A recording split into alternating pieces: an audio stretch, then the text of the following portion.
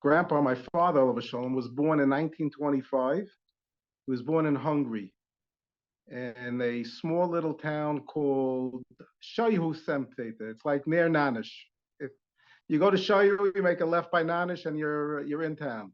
One of those small towns. It was Hungarian town. So officially, he was born, and he's a Hungarian. He was a Hungarian citizen with the rest of the family. He had three sisters and his parents. And when he was 2 years old, they moved to Germany because my grandfather, who I'm named after, Shmaya Weisner, was a Rav, and he learned in Pressburg, and he was a Talmud of the teachings of the Chassam Sofer, and he was basically an Oberländer, which means he was a Hungarian, and but also he had Ashkenazic minhagim.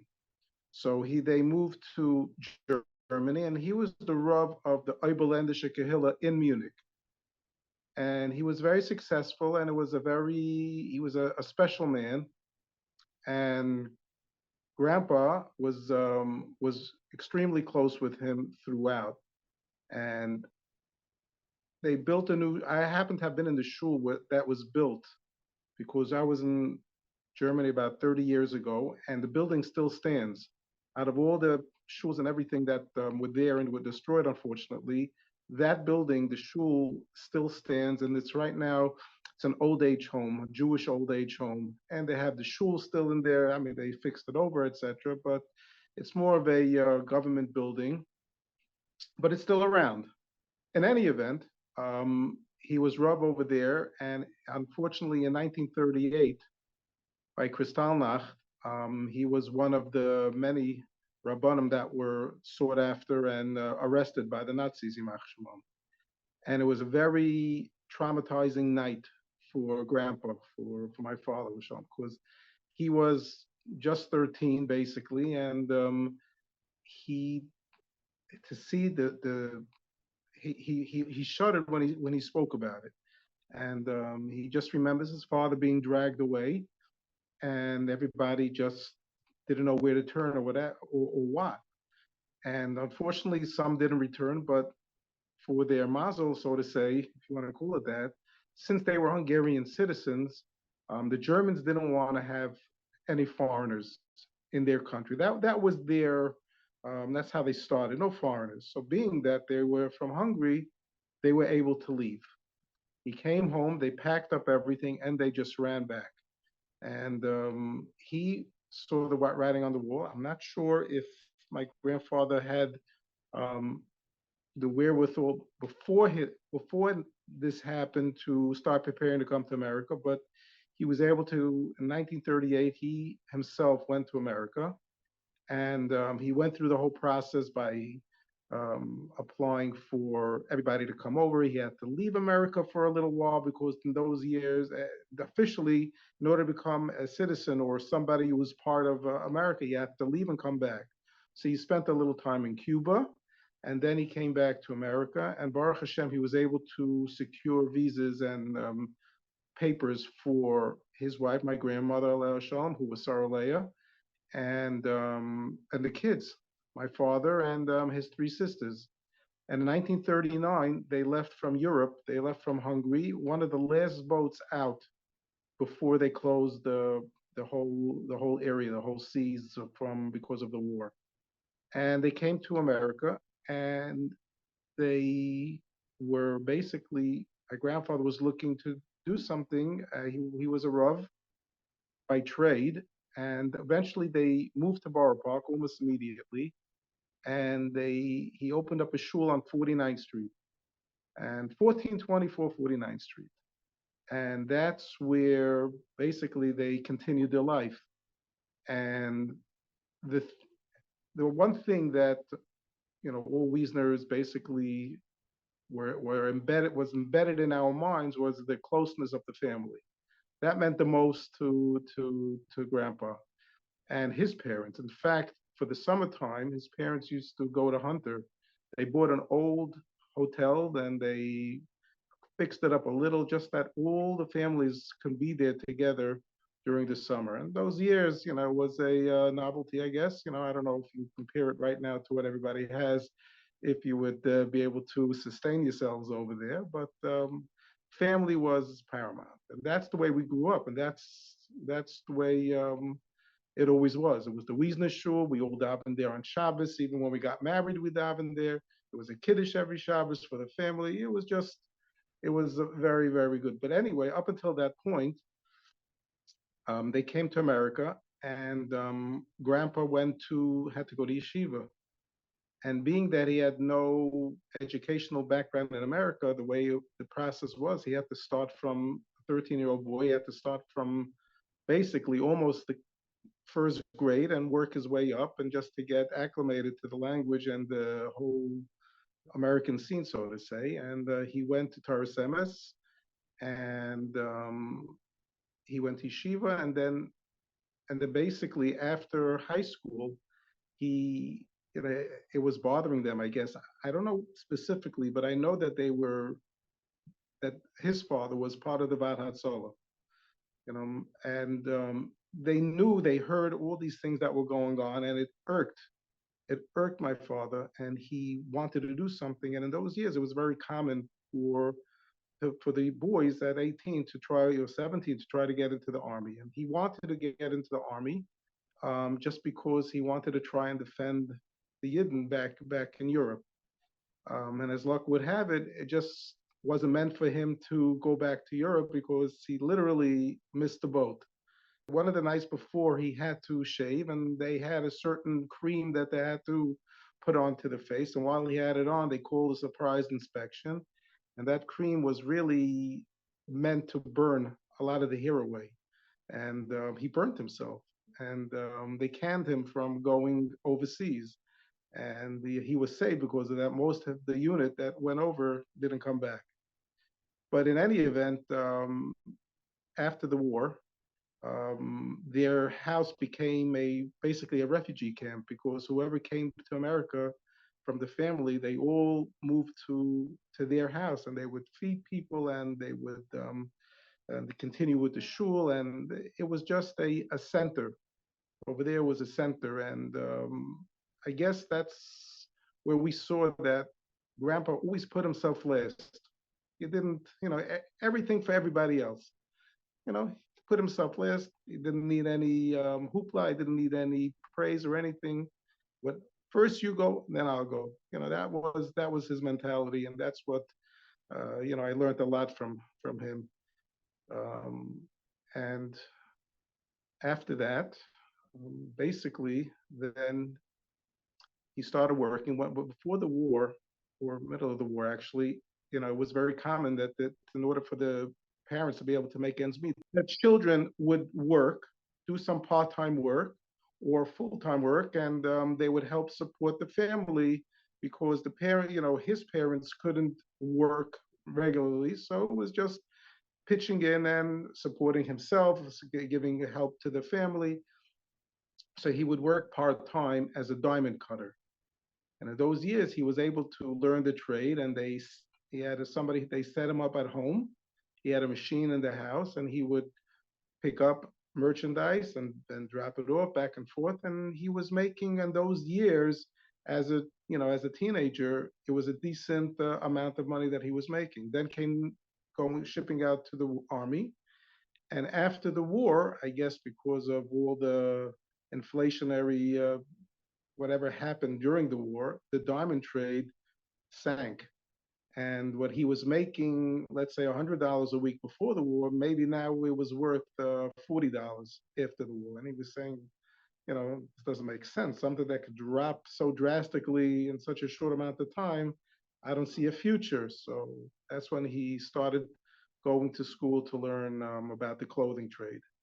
And he went to FIT. He learned to pay. He used to be a pattern maker. He had some very interesting jobs along the way. He was a very hard worker, and eventually, well, first he got married. Obviously, in 1950 they got married. My parents, and they settled in Crown Heights. Crown Heights was like the melting pot in those years of all the young couples and all the Sheretz Hapleta, everybody that a lot of the people that came back from Europe were there, and as the years progressed, and he used to go back and forth to Borough Park to be with his parents, take care of his parents, and as the years progressed, they moved to Borough Park first, and they bought a house. They used to live on 51st Street and between 13th Avenue and Utrecht, and um, and then in 1961 or 62 was when he started with my our Uncle Oichi. They started a company, a clothing company. Now he needed some capital, and he needed to have some a little bit. He was always very straight and very. He had to always have a backup plan. He used to have a cushion. He wound up selling the house in Borough Park and renting an apartment of a new house, one of these new cheese boxes that went up. And we lived in that three-bedroom apartment for years. I was a little kid when we moved to the new apartment, and we were four children and my parents living in a third floor apartment, 3 bedrooms with 1.5 bathrooms, and we were very happy. And it was the lap of luxury, literally in those years. And and the reason why Grandpa wanted to do that was because he had to have some reserve in the bank. He needed some capital for work, and he had to be comfortable that there was the just in case money in the bank. And he was always very thought out about his finances. And when he first started, he would work a regular job during the day, and at night he would go in and do for the new business, do cutting, do whatever had to be done. All the schlepping around he would do at night. And finally, they went into business together, him and Uncle Aichi. And it was a family business that they built from the ground up. And Baruch Hashem, they were quite matzliach. And those years growing up, Grandpa was always he always showed us how to live and how to do and what's the right thing to do. I needed a car one time. When I was older, I needed a car. He says, "Well, you're working a little. Nothing comes for free. You should really let's buy it. But how are you going to pay for it? I'll lend you the money, and you'll pay it off." I said, "Oh, that's perfect." He didn't need the money, but he wanted to show us what life is all about. In fact, after he always felt that when the children are getting married, it was he wanted to buy them a car. He bought for his other children a car, and all the money that I gave him while I was paying off the car before I got engaged, he kept in an envelope. Not that I knew, but he kept it. And when I got engaged, he gave it back to me. He says, "This is yours because right now that you deserve the car, and this is what you did. I wanted you to have that idea what it is." And the same with the houses. He helped us all with houses. He gave us a private mortgage, took out money from his pocket, and we paid him. And eventually, either he took it or he used it for us again and again and again. That was his way. But the way he did it, it wasn't that he made you feel bad that you're asking. He made you feel very good, but he made you feel even better that he showed you that you're not taking a free handout, you're doing something for it. But it was done in such a Hatznei Aleches type of way. And anyway, he was Matzliach throughout the years. And eventually he wanted to retire because he was doing a lot of cloud work and some side business, and all the kids were in the business, and he wanted to make room for them, and he retired, quote unquote. And his favorite saying was when he retired from work is we asked him that, what do you miss the most about work? And he says, to be honest with you, my day off. Because he was just busy. He was busy the whole time. He got very involved with Yeshiva Torah Tamima. Yeshiva Torah Tamima, back in the day, was not it was a fledgling yeshiva. They were struggling. They were struggling they couldn't pay. There was a lot of tension over there, and he came in and he saw what was going on, and they wanted to honor him. So I still remember they said, and back and forth, and he says, listen, if I do something, there has to be a tafkid behind it.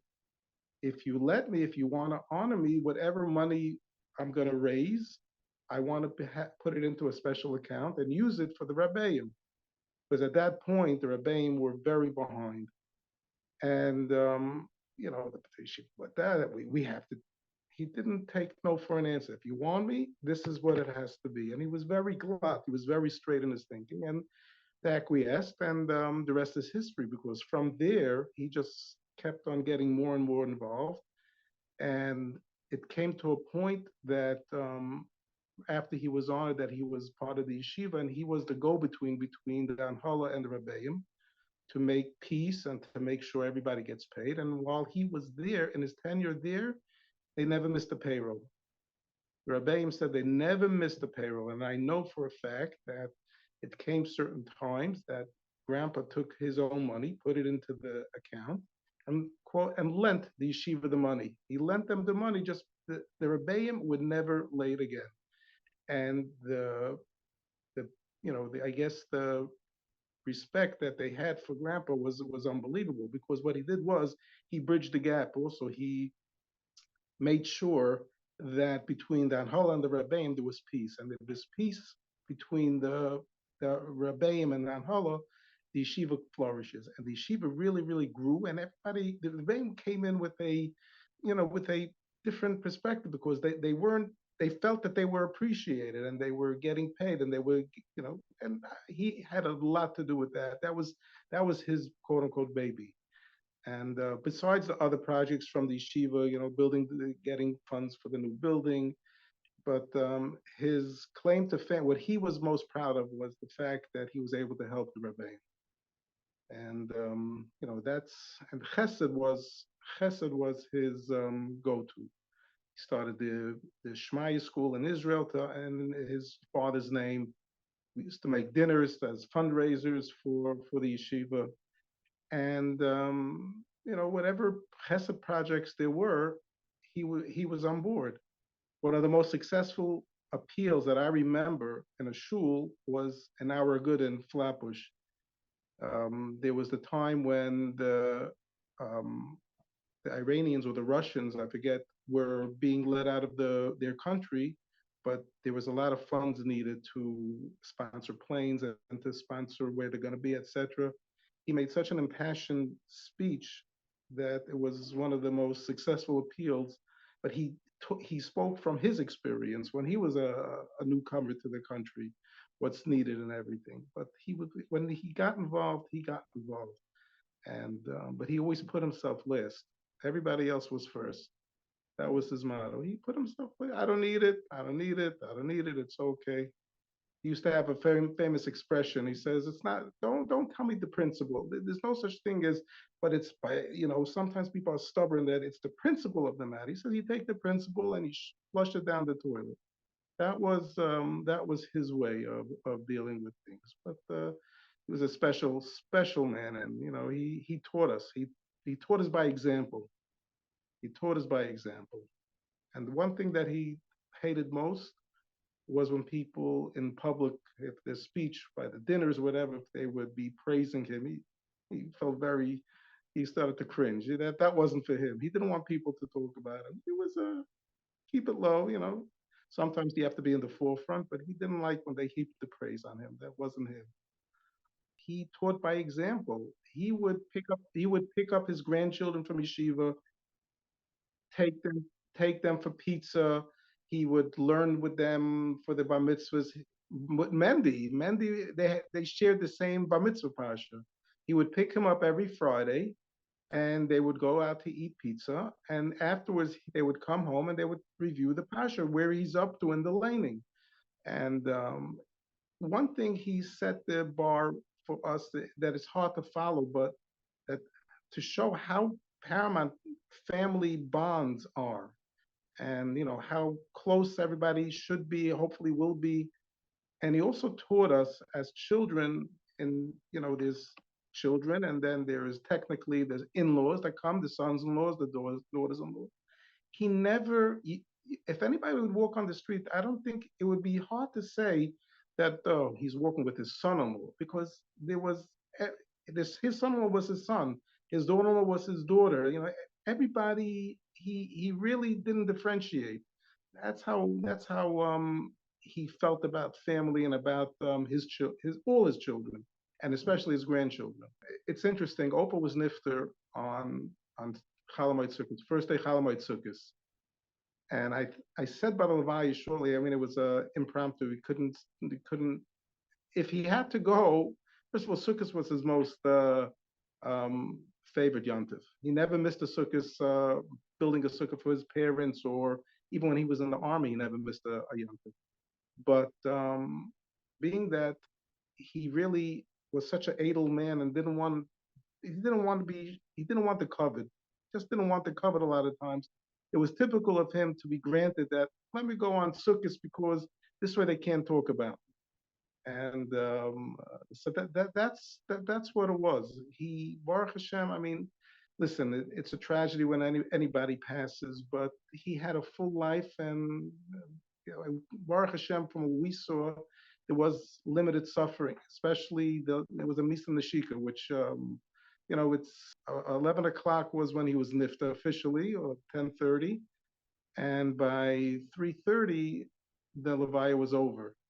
And somebody to be zeicha that something like that, the those types of zechusim are for tzaddikim. So we have to say that he was definitely a big tzaddik, and he lived his life that way. And it's a hard act to follow, but we have a lot of good memories, and we have a lot of good limudim that we have to keep up with. And Metz Hashem, Grandpa, Opa, however, my father, Daddy will be a Me'elis Yosha on the whole family. And I'm sure he's watching all out for us and all of Klal Yisrael.